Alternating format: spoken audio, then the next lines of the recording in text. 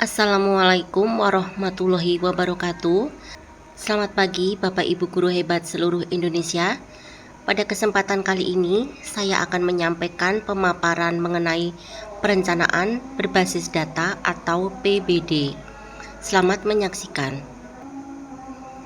Perencanaan berbasis data adalah bentuk pemanfaatan data pada platform rapor pendidikan sebagai bentuk intervensi satuan maupun dinas pendidikan maupun pemerintah daerah terhadap mutu dan capaian pendidikannya dan bertujuan untuk mencapai peningkatan serta perbaikan mutu pendidikan yang berkesinambungan. Peta jalan keberhasilan profil pelajar Pancasila adalah kurikulum. Kurikulum yang baik merupakan pengelolaan dan penyelenggaraan pendidikan secara utuh.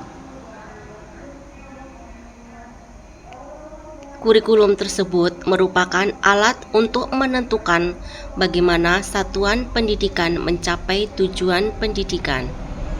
Alur perencanaan berdasarkan data meliputi 1. Input, yaitu berasal dari rapor pendidikan. Yang kedua, proses, yaitu penyusunan skala prioritas, kegiatan, dan pemetaan anggaran. Yang ketiga adalah output, yaitu RKT dan ARKAS. Sumber data rapor pendidikan yaitu 1. Asesmen nasional. Kita bisa memperoleh dari Pusat Asesmen Nasional. Yang kedua, data guru dan tenaga kependidikan. Kita bisa memperoleh datanya berasal dari Ditjen Guru dan Tenaga Kependidikan.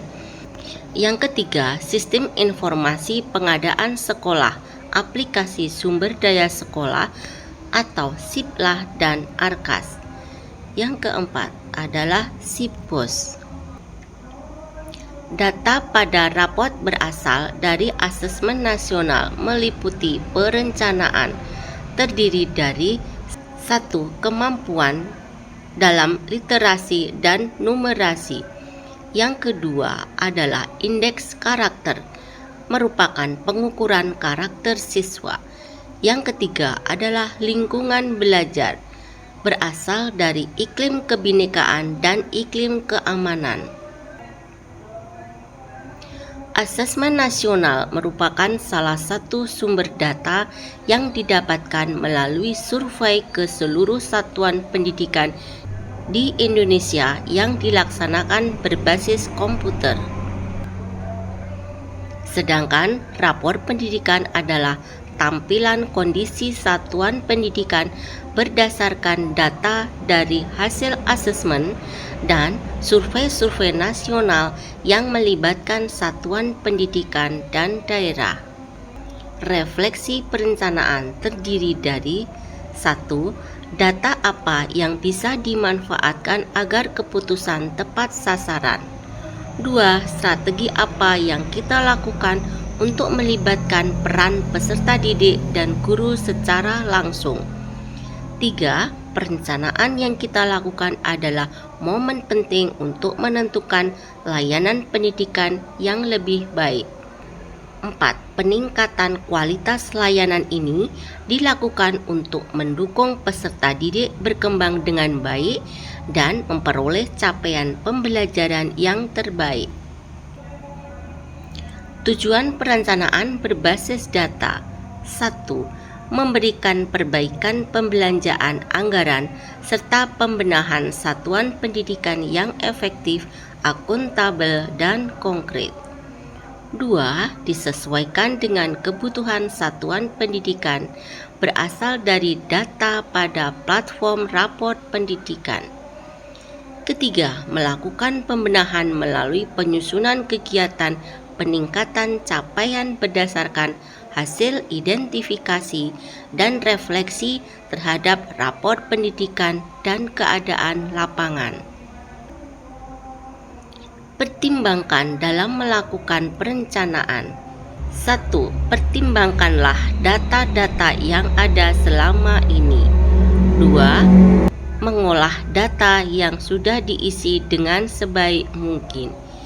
3. Perencanaan akan tepat sasaran dan dapat mencapai hasil yang optimal.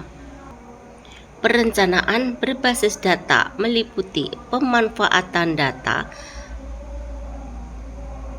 rapor pendidikan,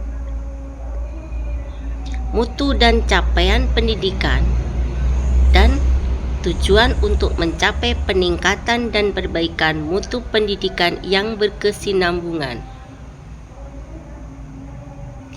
Hal-hal yang harus diperhatikan agar perencanaan berbasis data berjalan baik, yaitu keterlibatan warga sekolah terdiri dari kepala sekolah, guru dan TU, siswa dan wali murid, serta komite sekolah.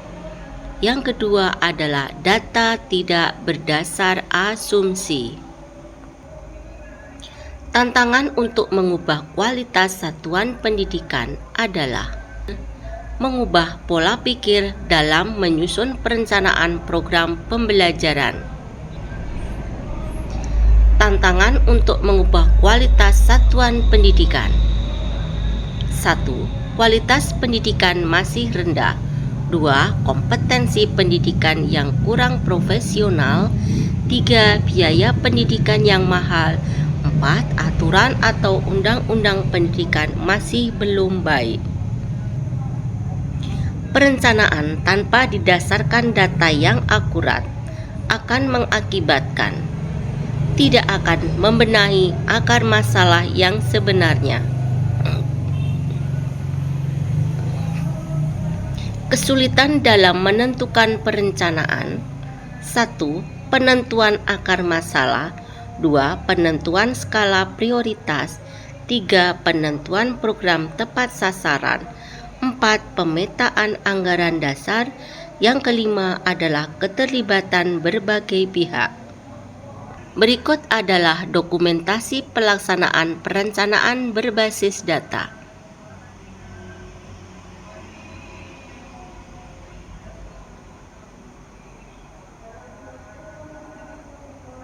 Pada dokumentasi tersebut dijelaskan bahwa seluruh warga sekolah mengadakan rapat pembahasan tentang rapor pendidikan di satuan pendidikan tersebut.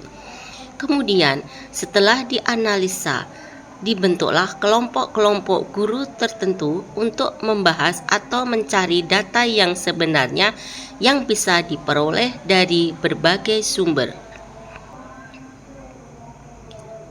Kesimpulannya adalah dari pengambilan keputusan berdasarkan asumsi menjadi berdasarkan data dan fakta.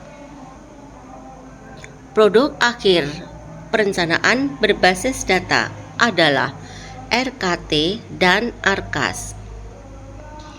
RKT adalah rencana kinerja tahunan yang merupakan penjabaran dari sasaran dan program yang telah ditetapkan dalam Renstra dan akan dilaksanakan oleh satuan organisasi atau kerja melalui berbagai kegiatan tahunan.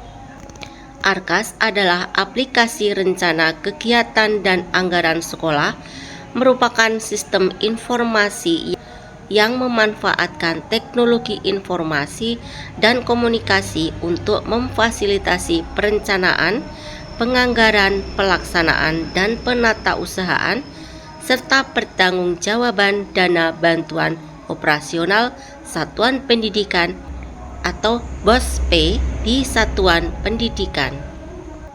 Bapak Ibu guru hebat, terima kasih atas perhatian Bapak Ibu semua telah menyaksikan pemaparan tentang perencanaan berbasis data dari kami. Semoga apa yang kami sampaikan bermanfaat untuk satuan pendidikan. Terima kasih. Wassalamualaikum warahmatullahi wabarakatuh.